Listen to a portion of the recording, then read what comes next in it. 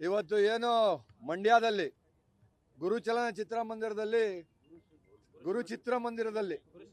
ಗುರುಶ್ರೀ ಚಿತ್ರಮಂದಿರದಲ್ಲಿ ತಮಿಳುನಾಡಿನ ಮುಖ್ಯಮಂತ್ರಿ ವಿಜಯ್ ಅವರು ನಾಯಕ ನಟರಾಗಿ ಅಭಿನಯಿಸಿದ್ದ ಚಲನಚಿತ್ರವನ್ನ ರದ್ದುಗೊಳಿಸಿ ಅಂತ ಇವತ್ತು ನಾವು ಈ ಒಂದು ಚಿತ್ರಮಂದಿರಕ್ಕೆ ಮುತ್ತಿಗೆ ಹಾಕಕ್ಕೆ ಬಂದಿದ್ವಿ.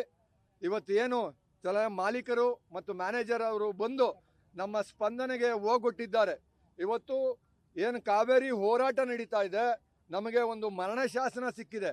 3500 ಕ್ಯೂಸೆಕ್ ನೀರನ್ನು 15 ದಿನ ಸತತವಾಗಿ ಬಿಡಿ ಅಂತ ಏನು ಕಾವೇರಿ ತೀರ್ಪಿನ ಮಂಡಳಿ ಏನು ಆದೇಶ ಮಾಡಿತ್ತು, ಅದರ ವಿರುದ್ಧವಾಗಿ ಹೋರಾಟಕ್ಕೆ ಬಂದಾಗ ಇಲ್ಲಿ ಈ ಒಂದು ಅವಘಡ ನಡೀತಾ ಇತ್ತು.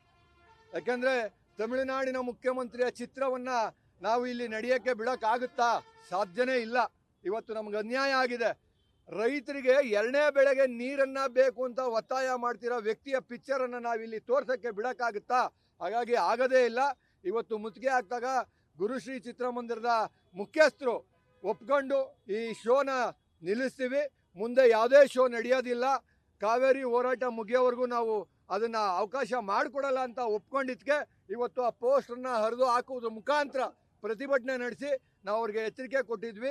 ಅವರು ಒಪ್ಕೊಂಡಿದ್ದಾರೆ. ಹಾಗಾಗಿ ಅವರು ಈ ಶೋನ ನಡೆಸೋದಿಲ್ಲ. ನಮಗೆ ನ್ಯಾಯ ಕೇಳ್ತಿರೋದು ಇಷ್ಟೇ, ರೈತರಿಗೆ ನೀರು ಬೇಕು, ಜನಕ್ಕೆ ಕುಡಿಯೋಕ್ಕೆ ನೀರು ಬೇಕು.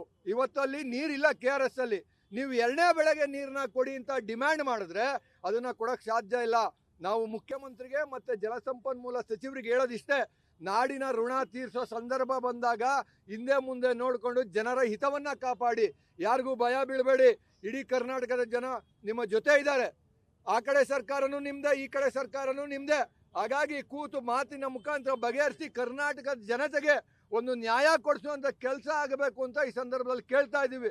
ಇಲ್ಲ, ರಾಜ್ಯದ ತುಂಬ ಉಗ್ರ ಮಟ್ಟದ ಹೋರಾಟಗಳು ನಡೆಯುತ್ತೆ.